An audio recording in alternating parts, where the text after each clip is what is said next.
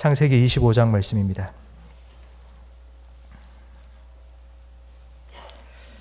창세기 25장 27절부터 34절까지 말씀을 한 절씩 교독하겠습니다. 그 아이들이 장성함에 에서는 익숙한 사냥꾼이었으므로 들사람이 되고 야곱은 조용한 사람이었으므로 장막에 거주하니 이삭은 에서가 사냥한 고기를 좋아하므로 그를 사랑하고 리브가는 야곱을 사랑하였더라. 야곱이 죽을 쑤었더니 에서가 들에서 돌아와서 심히 피곤하여 야곱에게 이르되 내가 피곤하니 그 붉은 것을 내가 먹게 하라 한지라. 그러므로 에서의 별명은 에돔이더라. 야곱이 이르되 형의 장자의 명분을 오늘 내게 팔라. 에서가 이르되 내가 죽게 되었으니 이 장자의 명분이 내게 무엇이 유익하리요. 야곱이 이르되 오늘 내게 맹세하라. 에서가 맹세하고 장자의 명분을 야곱에게 판지라. 야곱이 떡과 팥죽을 에서에게 주매 에서가 먹으며 마시고 일어나 갔으니 에서가 장자의 명분을 가볍게 여김이었더라. 아멘. 봄이 확 다가온 것 같습니다. 오늘은 좀 저녁 되니까 좀 쌀쌀한 것 같은데 낮에는 날마다 기온이 한 20도 이상 올라가면서 매화는 벌써 폈고요. 목련 그리고 개나리 그리고 벚꽃이 이제 막 봉우리를 터뜨리고 있는 것 같습니다. 겨우내 죽었던 것 같은 나무가 이렇게 새 순을 또 탁 터뜨리고 또 꽃봉우리를 터뜨리는 걸 보면 참 생명이 있다는 것이 정말 놀랍다라는 생각이 듭니다. 요즘 제일 핫한 이슈 중에 하나가 챗 GPT입니다. 혹시 들어보셨습니까? 챗 GPT. 챗은 뭐냐면 채팅한다. 채팅이라는 말은 대화를 주고받는다라는 뜻인데요. 이 챗 GPT는 인공지능인데 대화가 가능한 인공지능입니다. 그런데 그 대화가 그냥 대화 수준이 아니라 대답을 해줍니다. 그러니까 지금까지는 우리가 어떤 정보가 알고 싶으면 구글이나 네이버에서 검색했습니다. 내가 찾고 싶은 단어를 딱 치면 거기에 관련된 정보들이 쭉 나오고 거기에서 이제 내가 원하는 정보를 찾았는데 이제는 그럴 필요가 없습니다. 챗 GPT에 내가 하고 싶은 질문을 딱 올리면 바로 몇 초가 되지 않아서 그 질문에 대한 대답이 촥 나옵니다. 세상이 진짜 빨리 변하는 것 같습니다. 그러니까 요즘은 그 AI 인공지능이 6개월 만에 2배의 지능으로 이렇게 발전된다고 합니다. 그러니까 6개월 만에 2배가 된다는 것입니다. 세상이 너무 빨리 변하기 때문에 우리 마음에는 이 빨리 변하는 세상 제대로 쫓아가지 못하면 내가 혹시 뒤처지는 게 아닐까 싶은 그런 불안한 마음이 있습니다. 그래서 우리는 이 불안을 해소하기 위해서 남들보다 더 빨리, 더 많이 정보도 얻고 열심히 일도 하고 그렇게 하기 위해서 애씁니다. 그렇게 애쓰고 살아가다 보니 금방 피곤하고 지칩니다. 몸도 마음도 얼마나 피곤한지. 그래서 그 제도 철학자인 한병철은 우리가 살아가는 지금 이 시대가 피로사회라고 표현하기도 했습니다. 마치 롤러코스터를 탄 것처럼 올라갔다가 곤두박질 쳤다가 이렇게 너무나도 급속히 변화되는 이 세상에 우리가 맞추어 살면 우리의 마음도 올라갔다가 내려갔다가 올라갔다가 곤두박질 쳤다가 이렇게 갈팡질팡 할 수밖에 없습니다. 이런 세상을 살아가는 우리에게 진짜 필요한 것이 평안입니다. 다윗은 시편 131편에서 평안이 무엇인지를 잘 설명해 주고 있는데요. 시편 131편 2절 말씀을 화면을 보면서 함께 읽겠습니다. 실로 내가 내 영혼으로 고요하고 평온하게 하기를 젖된 아이가 그의 어머니 품에 있음 같게 하였나니 내 영혼이 젖된 아이와 같도다. 아멘. 젖된 아이가 엄마 품에 안겨서 새록새록 잠드는 것처럼 내가 하나님 안에서 참된 평안을 누린다고 다윗은 고백합니다. 이 다윗이 고백한 평안이 오늘 이 기도회를 통하여서 여러분에게도 풍성히 누려지기를 주님의 이름으로 축복합니다. 우리가 평안을 누리기 위해서는 내 안에 있는 것들을 다 주님 앞에 맡겨야 됩니다.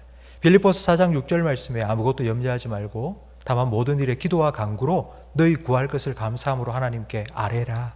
그리하면 모든 지각에 뛰어난 하나님의 평강이 너희 마음과 생각을 지키시리라 약속해 주셨습니다. 성도 여러분, 오늘 이 기도의 시간이 여러분 마음을 불안하게 하는 모든 것들을 하나님께 온전히 맡겨드리고 젖된 아이가 엄마 품에 안겨서 편하게 새록새록 잠든 것처럼 그렇게 하나님 안에서 참된 평안을 누리는 복된 시간이 되기를 주님의 이름으로 축복합니다.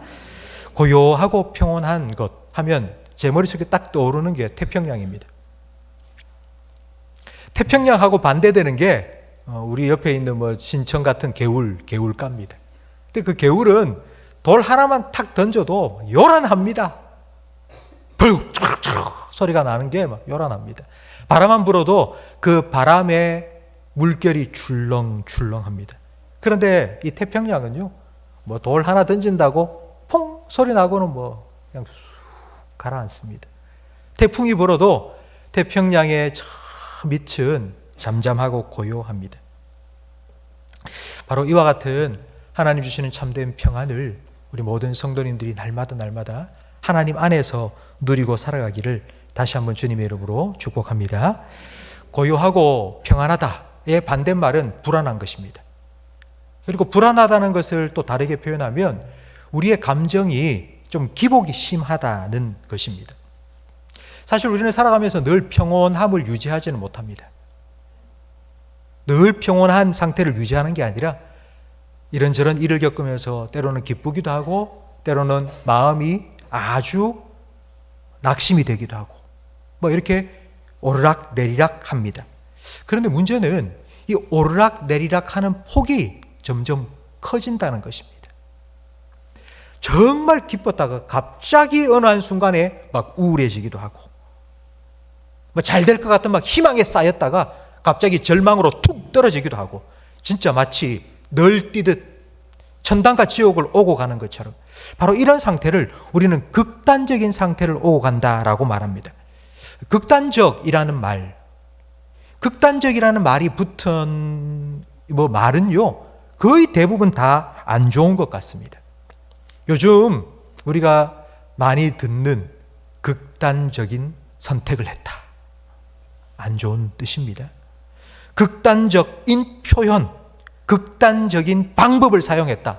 그러니까 이런 것들은 다 안 좋은 것입니다. 이 극단적이라는 말은 중간이 없다는 의미입니다.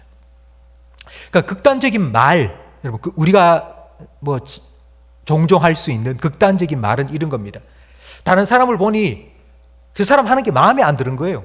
그래서 극단적인 말을 합니다. 그래 하려거든 치아뿌라마 그만둬라 때리치아라. 그러니까 이게 바로 극단적인 말입니다. 중간이 없습니다. 우리 좀 맞춰보자. 우리 같이 해보자. 우리 이걸 같이 한번 의논해보자. 하지 않고 그냥 그만둬라 때리치워라 하지 마라 이렇게 말하는 게 바로 극단적인 것입니다. 극단적인 건 중간이 없는 겁니다. 근데 제가 왜 이 극단적이라는 말을 설명하느냐 하면 성경을 읽을 때에도 이런 극단적인 시각을 가지고 성경을 읽을 수 있기 때문입니다. 성경을 읽다 보면 성경에는 대조되는 인물들이 많이 나옵니다. 가인과 아벨, 사울 왕과 다윗 왕. 참 다르죠? 그래서 우리는 이 대조되는 두 인물들을 보면서 마치 칼로 두부를 자르듯이 두 사람을 싹 반대편으로 놔두고는 자, 너는 어느 쪽 할래? 나는 이쪽 할래. 나는 이쪽, 너는 이쪽 이렇게 편가르기를 우리가 할 수 있습니다. 그런데 예수님께서 들려주신 씨 뿌리는 비유를 보면 씨 뿌리는 비유의 밭의 종류가 몇 가지가 나오죠? 두 가지가 아닙니다. 좋은 밭과 딱딱하게 굳어버린 길가 밭만 나오는 게 아니라 그 중간에 두 개의 밭이 더 들어 있습니다. 돌밭도 있고요. 가시떨기밭도 있습니다. 돌밭에는 뿌리를 내리고요. 가시떨기밭에는 뿌리만 내릴 뿐만 아니라 줄기도 자랍니다. 하지만 막혀서 결실을 못하죠. 그러니까 중간지대도 있다는 것입니다. 우리 인생은 과정입니다. 우리 인생은 이 둘 사이에 어느 과정 속에 있습니다. 그런데 내가 어디에 있느냐 위치보다 내가 어느 쪽을 향하여 가고 있는지 방향이 더 중요합니다. 시계추를 생각해 보십시오. 오른쪽과 왼쪽을 왔다 갔다 왔다 갔다 하는데 어느 쪽에 가까이 있느냐 보다 중요한 건 지금 어느 방향을 향하고 있느냐입니다. 내가 아무리 이쪽에 가깝다 할지라도 방향이 이쪽으로 틀어 있으면 점점 이쪽으로 가까이 갈 것입니다. 내가 사울 왕과 가까이 있다고 생각이 돼도 다윗 왕 쪽으로 방향을 틀고 있으면 점점 다윗 왕 쪽을 닮아가게 될 것입니다. 그러니까 내가 어디 있느냐 위치보다 더 중요한 것은 내가 어느 방향을 향하고 있느냐는 것입니다. 오늘 우리가 함께 살펴볼 에서와 야곱과 에서, 이 두 사람도 참 대조되는 인물입니다. 너무나 잘 알고 있는 사람들이죠. 에서, 팥죽 한 그릇에 장자의 명분을 팔아먹은 사람입니다. 근데 야곱은 아주 간사하지만 그러나 축복을 사모한 사람입니다. 에서는 버림받았고 그리고 야곱은 선택받은 사람이라고 우리는 알고 있습니다. 그래서 우리는 이 말씀을 읽으면서 이런 생각을 합니다. 나는 에서가 되지 말고 야곱이 되어야 되겠다. 여러분, 나는 야곱이 되어야 되겠다. 난 야곱을 본받아야 되겠다.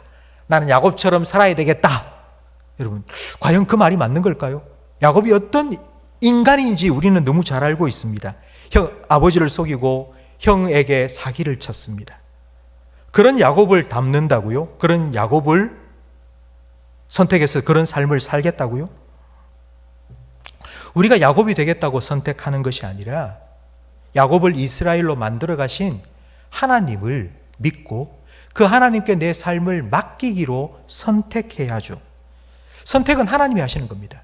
내가 선택하는 것이 아니라 하나님께서 야곱을 선택하셨고 하나님이 야곱을 선택하셨다는 건 야곱을 책임지기로 결정하셨다는 뜻입니다. 하나님께서는 야곱을 선택하셔서 그 야곱을 하나님이 원하시는 모습으로 빚어가고 만들어 가셨습니다. 우리는 이 하나님을 믿고 그 하나님께 내 인생을 맡기기로 선택해야 합니다. 성경에서 야곱 이야기를 읽다 보면 우리는 자꾸 야곱이 어떤 사람인지, 야곱이 어떻게 살았는지, 그 에서는 또 어떻게 했는지 사람에게 자꾸 우리의 관심이 집중되기 쉽습니다. 그러나 성경을 읽으면서 우리는 사람이 아니라 그 사람을 만나주시고 그 사람을 변화시켜 주신 하나님을 바라봐야 합니다. 그래서 제가 지지난주부터 이제 설교 제목을 다시 만나는 하나님이라고 정한 것입니다. 하나님을 볼 수 있는 눈이 여러분에게 활짝 열려지기를 주님의 이름으로 축원합니다. 그 하나님을 만나시기를 바랍니다. 야곱을 이스라엘로 빚어가시는 하나님, 야곱을 선택하시고 끝까지 책임지시고 그 야곱의 삶을 하나님이 원하시는 축복의 삶으로 바꿔주신 바로 그 하나님, 그 하나님을 만나는 은혜가 여러분에게 있기를 주님의 이름으로 축원합니다. 에서와 야곱 이 두 사람, 저는 이 두 사람을 한 주간 묵상하면서 자꾸 이런 생각이 들었습니다. 어쩌면 내 아내 야곱과 에서 이 두 사람의 모습이 마치 쌍둥이를 임신한 리브가의 태와 같이 제 안에 에서와 야곱이 동시에 공존하고 있는 것 같다는 생각이 들었습니다. 지킬 박사와 하이드 이야기 잘 아시죠? 지킬 박사와 하이드는 두 사람이 아닙니다. 한 사람이 낮에는 지킬 박사로 살다가 해가 지고 밤이 되면 하이드로 변합니다. 그런 것처럼 제 안에 어떨 때는 야곱의 모습도 있고 또 어떨 때는 에서의 모습도 있고 이런 생각이 참 많이 들었습니다. 이 두 사람은 쌍둥이입니다. 엄마의 태중에서부터 서로 싸웠습니다. 태어나고 난 후에도 두 사람은 너무나도 다릅니다. 기질도 성격도 성품도 다 달랐습니다. 쌍둥이라고 생각하면 쌍둥이는 좀 닮아야 된다는 그런 선입견이 다 있지 않습니까? 쌍둥이는 닮아야죠. 그런데 왜 이렇게 다른 걸까요? 그 이유는 에서와 야곱은 일란성 쌍둥이가 아니라 이란성 쌍둥이이기 때문입니다. 일란성 쌍둥이는 DNA가 100% 일치합니다. 그런데 이란성 쌍둥이는 딱 절반 50%만 일치합니다. 이란성 쌍둥이를 제가 한번 검색해 보니까요, 이란성 쌍둥이 경우에는 혈액형도 다르다고 합니다. 그러니까 혈액형이 똑같은 게 아니고 이란성 쌍둥이는 다르다고 합니다. 그러니까 에서와 야곱은 이란성 쌍둥이입니다. 완전히 다릅니다. 근데 이 두 에서와 야곱, 이 두 사이 어디쯤인가 우리가 위치해 있습니다. 그리고 우리는 어느 쪽을 향하여 지금 가고 있습니다. 그렇기 때문에 에서와 야곱 이 두 사람에 대해서 우리는 다 알아야 합니다.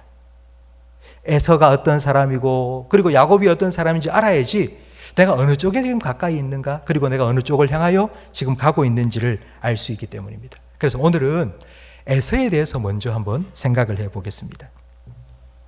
에서와 야곱 쌍둥이인데요, 완전 다른 길을 걸었고 완전 다른 인생을 살았습니다. 근데 그 딱 갈림길, 같이 엄마 뱃속에서 태어나서 그런데 한 집안에서 같이 살다가 두 사람의 인생이 완전히 각각 다른 길로 갈라지는 그 분기점이 바로 오늘 본문에 나옵니다. 에서는 익숙한 사냥꾼이었습니다. 아주 힘이 있는 사람이었죠. 그리고 그는 들 사람이었습니다. 그러니까 집안에 있기를 싫어합니다. 밖에 나가서 좀 외향적인 성격을 가진 사람입니다. 그에 반해서 야곱은 아주 조용한 사람이고 내성적입니다. 그리고 집안에서 머물기를 좋아하는 집돌이였습니다. 아버지 이삭은 에서를 좋아했습니다. 사실은 에서를 좋아했다기보다는 에서가 사냥해서 가지고 온 그 고기를 좋아한 거죠. 그리고 어머니 리브가는 야곱을 사랑했습니다. 그러니까 야곱은 엄마 치마폭에서 자란 마마보이였습니다. 에서는 사냥을 좋아했고, 그리고 야곱은 요리하는 것을 좋아했습니다. 근데 어느 날 야곱이 팥죽을 쑤고 있었습니다. 마침 그때에 에서가 사냥을 마치고 허기진 배를 움켜쥐고 집으로 들어온 것입니다. 집안에 팥죽 냄새가 막 천지진동을 하는데요, 보니까 야곱이 팥죽을 이렇게 끓이고 있는 겁니다. 얼마나 먹음직스럽고 보암직스럽고, 제가 한 그릇만 먹으면 내가 좀 소원이 없겠다, 이런 생각이 탁 든 겁니다. 그래서 야곱에게, 야, 그거 붉은 거 뭐냐, 그거 나 그거 한 그릇만 타고, 한 그릇만 타고. 그때의 야곱의 머릿속에 생각이 팍 지나갔습니다. 우리 엄마가 어릴 때부터 나한테 그런 말을 했어. 형하고 니하고 뱃속에 있을 때 하나님께서 큰 자가 작은 자를 섬길 거라고 했어. 아, 이게 지금 기회일 수 있어. 그러면서 잔머리를 쫙 구려가지고는 거래를 제안했습니다. 형, 내가 이 팥죽 한 그릇 줄 텐데 형은 나한테 뭐 줄 거야? 형, 장자의 명분 그거 나한테 팔아. 여러분, 오늘 본문 32절 말씀을 우리 화면을 보면서 함께 읽어보겠습니다. 에서가 이르되 내가 죽게 되었으니 이 장자의 명분이 내게 무엇이 유익하리요? 배고파 죽겠다. 그까지 장자의 명분 죽으면 무슨 소용 있는가? 지금 에서가 지금 이렇게 말하고 있는 것입니다. 내가 죽게 되었으니 이 장자의 명분이 내게 무엇이 유익하리요? 내가 배고파 죽겠는데 내가 장자이고 아니고 그게 뭔 상관이 있냐고. 그냥 그거 달라고. 왜 이렇게 장자의 명분을 헌식짝처럼 버렸는지 그 이유가 34절에 나옵니다. 우리 34절 말씀도 같이 읽어보겠습니다. 야곱이 떡과 팥죽을 에서에게 주매 에서가 먹으며 마시고 일어나 갔으니 에서가 장자의 명분을 가볍게 여김이었더라. 아멘. 여기서 우리는 에서가 어떤 인물이었는지를 분명하게 알 수 있습니다. 에서는 지극히 육신적인 사람이었습니다. 육신적이다라는 말의 반대말이 무엇일까요? 영적이다겠죠?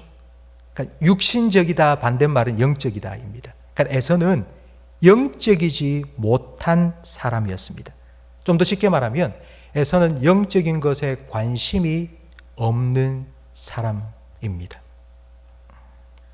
장자로 태어나는 건 자기가 어떻게 할 수 없습니다. 그건 하나님께서 정하신 겁니다. 그러니까 장자의 명분은 하나님이 주신 거예요. 내가 먼저 태어나고 싶어 태어난 게 아니라고요. 하나님이 그렇게 하신 거라고요. 그런데 그 장자의 명분을 그냥 팔아 넘긴다고요? 그 말은 하나님을 생각하지 않는다는 뜻입니다. 장자의 권한이라는 건 아버지의 유산을 물려받는 것입니다. 근데 그냥 아버지가 아니라 이삭이고 그리고 할아버지 아브라함 때부터 하나님께서 그들에게 주신 하나님의 축복과 하나님의 약속을 이어받을 사람이 바로 장자입니다. 이게 무슨 뜻이냐면 장차 오실 예수님의 계보를 잇는 너무나도 중요한 역할을 해야 될 사람이라는 뜻입니다. 그러니까 성경에 아브라함과 이삭과 야곱의 하나님이 아니라 아브라함과 이삭과 에서의 하나님이라고 되어야 했는데 에서는 그걸 헌시자처럼 버린 겁니다. 그 장자의 명분을 죽 한 그릇에 팔아먹었습니다. 근데 여기서 한 가지 질문이 생깁니다. 에서의 아버지가 이삭이고 에서의 할아버지가 믿음의 조상 아브라함입니다. 아브라함을 통해서 이삭을 통해서 얼마나 많이 나에게 찾아오신 하나님, 우리 가정에 축복해 주신 하나님, 얼마나 많은 이야기를 들었겠습니까? 그런데 왜 에서는 영적인 것에 관심이 이렇게도 없을까요? 왜 그럴까요? 할아버지가 신앙생활을 정말 잘하는 분이었고 아버지도 얼마나 열심히 예수님 믿고 하나님 섬기고 했는데 그런데 그 자녀가 영적인 것에 관심이 없다. 그냥 엄마 아빠 손에 이끌려서 교회에 나와서 예배는 드리고 뭐 봉사라니까 봉사도 열심히 했는데 그런데 하나님에 대해서 관심이 없는 사람이 될 수도 있다는 것입니다. 교회 와서 예배도 드리고 봉사도 하고 또 찬양을 부르자면 박수치며 찬양도 하고 그런데도 하나님에 대해 반응하지 않는 것입니다. 그러니까 영적인 반응이 없는 것입니다. 에서가 바로 이런 사람이었습니다. 하나님을 생각하지 않고 삽니다. 왜 이렇게 되었을까요? 왜 에서는 왜 하나님에 대해 관심이 없고 영적인 것에 관심이 없고 장자의 명분 그것에 대해서 중요하게 생각하지 않은 그런 사람이 되었을까? 제가 정말 말씀을 준비하면서 또 고민해 봤습니다. 왜 에서는 이런 사람이 되었나? 제가 말씀을 묵상하면서 제가 내린 결론은 이겁니다. 에서는 왜 영적인 것에 관심이 없나? 그 이유는 자기가 육신적으로 힘이 너무나도 강했기 때문입니다. 내가 할 수 있는 게 너무 많은 거예요. 내가 힘이 있었기 때문이에요. 내가 잘하기 때문이에요. 내게 능력이 있었기 때문이에요. 에서는 사냥감이 어디 있는지를 정확하게 봤습니다. 조금만 내가 잡으면 되겠다. 그리고는 쫓아가서 그걸 단칼에 잡을 수 있는 능력이 있었습니다.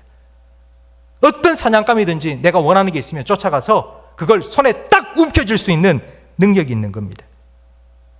그만큼 사냥감의 바스락거리는 소리에도 민감했던 에서가 하나님에 대한 영적인 감각은 부디어진 겁니다. 하나님 굳이 없어도 장자의 명분 이거 없어도 내가 열심히 살아가면 되잖아. 하나님 주신 축복, 하나님 주신 장자의 축복 나 그거 필요 없어도 돼. 내가 알아서 하면 돼. 내가 열심히 살면 되잖아 라고 생각한 것입니다. 저는 오늘날 우리 청소년 세대들이 이 에서와 같은 생각을 가지고 살아가지는 않을까 조금 염려가 됩니다. 지금 이 자리에 계신 우리 성도님들, 여러분들 어린 시절 생각해 보면 참 고생 많이 했지 않습니까? 60년, 70년 그때 정말 끼니를 잇는 것이 걱정이었습니다. 그러다가 80년대에 한각의 기적을 이루었고 90년대는 얼마나 큰 물질의 축복을, 경제성장의 축복을 누렸습니까? 바로 그 90년대에 태어난 세대, 지금의 30대, 40대, 밀레니얼 세대라고 하고 요즘 텔레비전에서 많이 듣는 MG 세대, MZ 세대, 바로 그들이 90년대, 2000년대에 태어난 사람들입니다. 가난하고 힘들게 살았던 부모님들이 자기는 너무 가난하게 찌들게 살아왔으니까 자기는 열심히 일해서 돈 벌어서 자기 MZ 세대, 자기 자녀에게 다 해주고 그렇게 자라온 것입니다. 그렇게 자란 MZ 세대가 이제 결혼을 했습니다. 30대, 40대가 되었습니다. 그러니까 자기가 본 부모는 자식을 위해서 희생하고 좋은 것 다 해달라는 것 다 해주고, 그러니까 그게 부모의 역할이라고 보고 배운 거예요. 그런데 MZ 세대가 자녀를 낳아서 기르려고 보니 자기가 자녀에게 좋은 것 주고 해주고 싶은 것 다 해주고 키우려고 하니 2명, 3명 낳으면 힘들겠거든요. 그래서 딱 1명씩만 낳는 거예요. 많이 낳지도 않고 딱 낳아가지고 그래서 지금 10대 청소년들이 그렇게 태어나서 그렇게 자란 것입니다. 하고 싶은 것, 해달라는 것 부모가 다 해주고 그렇게 자란 것입니다. 이렇게 MZ세대의 자녀를 우리는 알파 세대라고 부릅니다. 이제 영어의 알파벳의 ABCD부터 Z까지 끝나고 나니까 이제 완전히 새로운 세대로 바뀌면서 이제 알파벳이 아니라 헬라어의 알파부터 새롭게 시작한다고. 그래서 완전히 새로운 세대가 된 겁니다. 근데 이 알파 세대는 스마트폰 세대입니다. 얼마나 스마트폰을 태어나면서부터 스마트폰을 들고 있는 거예요. 1살 때부터 스마트폰을 보고 살아온 세대입니다. 그래서 스마트폰을 통해서 세상을 봅니다. 세상에 지금 이슈가 되는 수많은 것들을 보고 접합니다. 그래서 그게 관심이 많습니다. 요즘 청소년들 보면 참 희한하죠, 그렇죠? 청소년들이 환경 문제에 관심이 많답니다. 그래서 우리 환경을 보호하자 그런데 청소년들이 앞장서기도 합니다.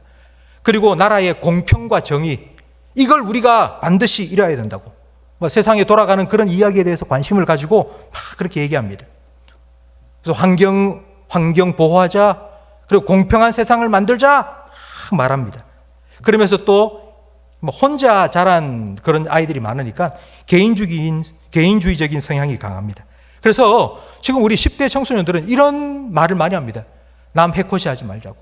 다른 사람이 나에게 그렇게 막 강요하고 하는 거 내가 싫으니까 나도 그렇게 하지 않고 그냥 개인적으로 혼자서 잘 살자고. 그래서 거짓말하지 말자고. 정직하게 살자고 애들은 말합니다. 그래서 요즘 10대 아이들은 양심적이고 도덕적이고 윤리적이고 그리고 또 사회운동도 많이 하면서 그렇게 바르게 살아가자고 그렇게 말을 합니다. 그런데요, 더 좋은 세상을 만들고 더 착한 사람이 되자고 말은 하는데 영적인 것에 관심이 없는 겁니다. 하나님에 대해 관심이 없습니다. 성경 믿지 않습니다. 성경 얘기하면 귀를 기울이지 않습니다. 귀를 막아버립니다.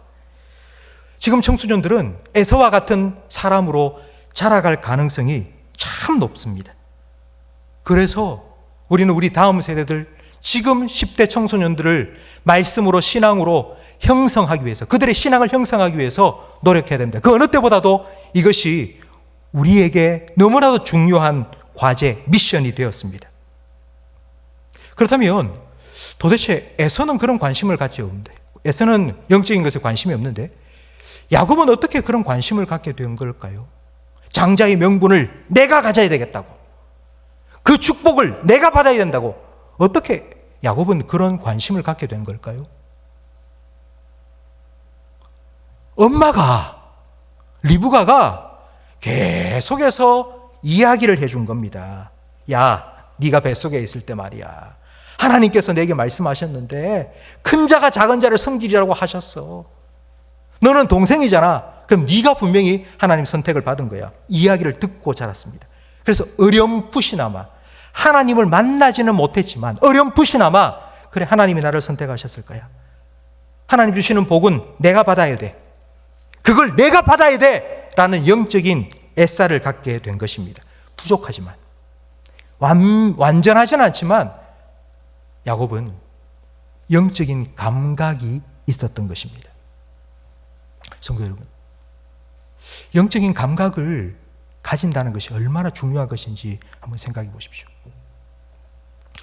주일날 예배를 드리러 와서, 그리고 또 금요기도회 때 기도하기 위해서 와서 참 사실 피곤합니다. 하루 종일 일하고 일주일 내내 일하고 얼마나 피곤합니까? 기도하러 왔지만 사실 졸 수 있습니다. 졸다가 갈 수도 있습니다. 그런데도 이 자리에 찾아오는 이유는요, 영적인 감각이 있기 때문입니다. 그래도 내가 기도하러 가야지. 내가 기도를 잘하고 기도의 응답을 많이 받고, 물론 그것도 중요하지만 그보다 더 중요한 것은 내가 하나님을 찾아야 되겠다. 하나님께 나아가야 되겠다. 하나님을 만나야 되겠다. 이런 영적인 감각이 있는 것이 더 중요한 것입니다. 몸이 피곤해서 오늘은 쉬어야 되겠다. 오늘은 내가 가지 말아야 되겠다. 오늘은 예배 쉬고 집에서 좀 푹 자야 되겠다라고 생각했는데, 그런데 집에서 좀 쉬고 자고 해도 깨운 함보다는 몸이 더 찌뿌둥한 겁니다. 뭔가 영적인 갈급함이 계속 느껴지는 겁니다. 성도 여러분, 저는 여러분에게 이런 영적인 허기, 영적인 배고픔이 느껴지는 그런 영적인 감각이 유지되기를 주님의 이름으로 축복합니다. 그 배고픔으로, 그 갈급함으로 하나님 앞에 나와서 줄인 영혼을 만족해 하시고 가라앉은 심령을 풍족해 하시는 하나님의 은혜를 누리며 살아가시기를 주님의 이름으로 축복합니다. 하나님께서 우리에게 은혜를 베푸시는 분이니까요. 주님 앞에 나올 때에, 주님과 접속될 때에 주님께서 우리에게 그와 같은 은혜를 부어주실 줄 믿습니다. 이렇게 은혜를 사모하고 은혜를 누리며 살아가시기를 주님의 이름으로 축복합니다.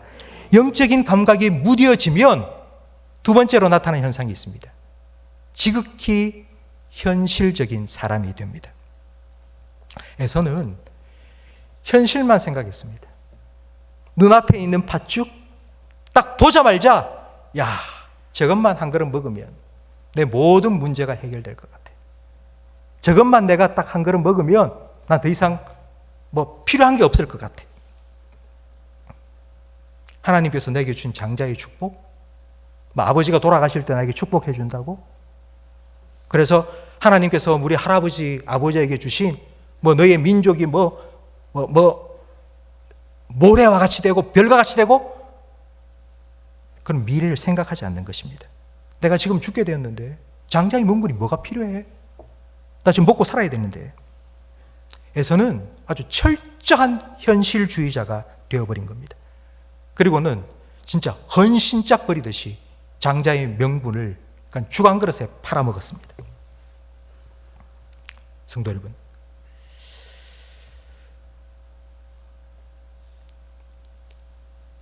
하나님께서 우리에게 주신 약속을 우리가 믿지 못하면 우리는 눈앞에 보이는 것을 쫓아 살아갈 수밖에 없습니다. 에서가 눈앞의 필요, 그것을 위해서 장차 주겠다고 약속한 그 축복을 버린 이유는 하나님에 대한 믿음이 없었기 때문입니다. 믿음은 바라는 것들의 실상이요 보이지 않는 것들의 증거라고 하셨습니다. 그러니까 하나님께서 약속하셨으니까 하나님께서 그것을 이루실 것이라는 걸 믿는 걸 우리는 소망이라고 부릅니다. 그러니까 그 소망이 있으면 우리는 지금 현실에 그 어떤 유혹이 있어도 눈앞에 당장에 이것만 있으면 내가 정말 대박 날 것 같다 생각되는 것이 있다 할지라도 그걸 눈 감고 질끈 감고 하나님이 약속하신 그 말씀을 쭉 붙잡고 갈 수 있습니다. 그런데 그 소망이 없는 거예요. 과연 하나님이 이거 이루어 주실까? 하나님이 약속하셨지만 진짜 이거 될까? 성도 여러분, 이 소망이 없으면 우리는 욕망에 사로잡혀 살아갈 수밖에 없습니다. 한때 우리의 소망은 내 집 마련 아니었습니까? 평생을 모아서 집 한 채 장만하는 것이 가장 큰 꿈이었습니다. 그런데 어느 날부터 집값이 2배, 3배 막 뛰기 시작하니까요, 평생 모아도 집을 살 수 없을 것 같습니다. 그래서 소망이 사라졌습니다. 에휴, 어차피 집도 못 살 것. 벌어놓은 돈 가지고 좋은 차나 사야지. 그리고는 아주 비싼 외제차를 사가지고 그냥 여행 다니고 놀러 다니고 맛있는 거 먹으면서 그렇게 살아갑니다. 그러면서 이렇게 말하죠. 오늘 즐기자. 내일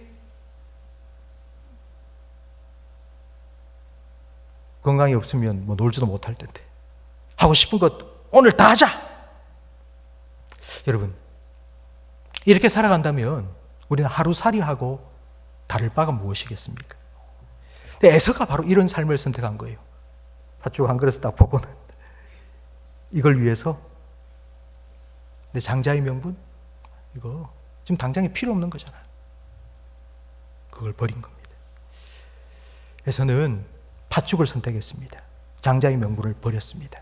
그 선택의 결과가 무엇인지 히브리서 12장 16절에 이렇게 기록되어 있습니다. 들어보세요. 한 그릇 음식을 위하여 장자의 명분을 판 에서와 같이 망령된 자가 없도록 살피라. 너희가 아는 바와 같이 그가 그 후에 축복을 이어받으려고 눈물을 흘리며 구하되 버림받아 회개할 기회를 얻지 못하였느니라. 에서의 그 선택, 그 순간의 선택은 영원한 후회의 순간이 되고 말았습니다. 이런 후회가 우리 인생에 없어야 되겠죠. 그러기 위해서는 믿음의 눈이 열려야 됩니다. 믿음의 눈이 열려야 됩니다. 믿음의 눈이 열려야지 보이는 것에 이끌려 살아가지 않고 보이지 않는 것을 붙잡고 살아갈 수 있습니다. 믿음은 분별력입니다. 믿음은 바른 선택을 할 수 있도록 해주는 분별력입니다. 믿음은 육신의 눈으로 보이지 않는 것을 보게 해 줍니다. 여러분, 아브라함과 조카 롯의 선택을 우리는 잘 알고 있죠. 아브라함이 삼촌으로서 자기가 먼저 선택할 수도 있지만 자기 조카 롯에게 선택권을 양보했습니다. 야, 네가 어디를 선택하든지 네가 원하는 대로 먼저 선택해라.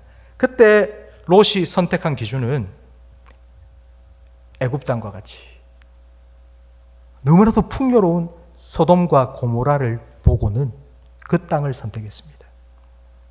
육신의 눈으로 보면 분명히 그 땅이 풍족하고 거기 가면 대박이 날 것 같이 좋은 땅이었습니다. 그러나 그 땅의 주민들은 죄와 악으로 타락해 있었습니다. 그걸 보지 못했던 것입니다. 근데 아브라함은 하나님의 말씀을 따라갔습니다. 롯은 현실의 이익을 쫓아갔습니다. 성도 여러분, 우리가 살아가는 이 시대는, 이 세상은 우리의 눈앞에 놓여 있는 우리를 이렇게 유혹하는 수많은 현실적인 것들이 참 많이 있습니다. 이런 세상에서 우리가 믿음으로 살아간다는 것이 결코 쉽지 않습니다. 그렇기 때문에 우리의 믿음의 눈이, 영적인 눈이 열려야 합니다.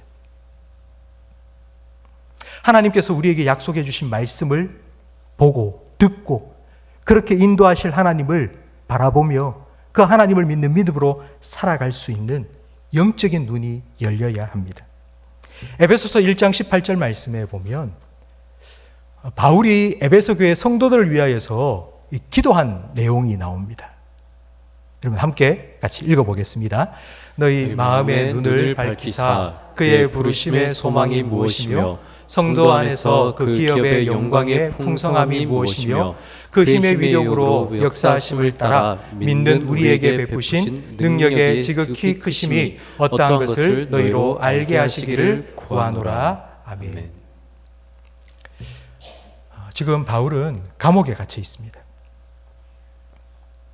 감옥에 갇혀서 자기가 개척한 에베소 교회 성도들, 지도자를 잃고 어떻게 신앙생활을 할지 걱정하고 있는 그들을 향하여서 지금 바울이 이렇게 기도한다고 편지를 써보낸 겁니다. 근데 바울은 마음의 눈을 좀 밝혀달라고, 성도들이 영적인 눈이 좀 열려지게 해달라고, 그래서 하나님을 좀 알게 해달라고, 하나님이 왜 우리를 부르셨는지, 그리고 그 하나님께서 지금 어떤 능력으로 우리를 붙잡고 계시는지, 그리고 그 하나님께서 우리를 위하여 준비해 두신 그 하늘의 소망이 얼마나 큰지를 알게 해달라고. 그러면 눈앞에 보이는 현실의 문제 때문에 좌절하지도, 아니면 그 현실의 문제 때문에 유혹에 걸려 넘어지지 않고 믿음을 지키며 끝까지 하나님을 향하여, 그 소망을 향하여 나아갈 수 있기 때문에 영적인 눈을 열어달라고 기도한 것입니다. 성도 여러분, 저는 오늘 이 기도의 제목으로 함께 기도했으면 좋겠습니다. 나 자신을 위해서만이 아니라 여러분 자녀를 위해서 기도해 주십시오. 우리 자녀들의 영적인 눈이 열려지게 해달라고, 세상의 것이 전부가 아니라는 것을 알게 해달라고, 그거 잡고 붙잡고 살아가다가 그것이 사라져버리면 함께 망하고 마는 그런 헛된 인생이 아니라 영원한 천국의 소망을 품고 주님께서 우리에게 약속하신 약속의 말씀을 붙잡고 믿음으로 살아가는 우리 자녀들이 될 수 있도록 하나님 영의 눈을 밝혀주시고 믿음의 눈을 뜨게 해달라고 여러분 기도하시기 바랍니다. 성도 여러분, 순간의 만족, 현실의 문제에 이것만 있으면 좋겠다 생각하고 그 현실의 순간의 만족을 위한 선택을 하는 것이 아니라 영원한 기쁨 그리고 영원한 소망을 바라보며 그 길로 이끄시는 하나님 의지하며 그 믿음으로 살아가시기를 예수님 이름으로 축복합니다.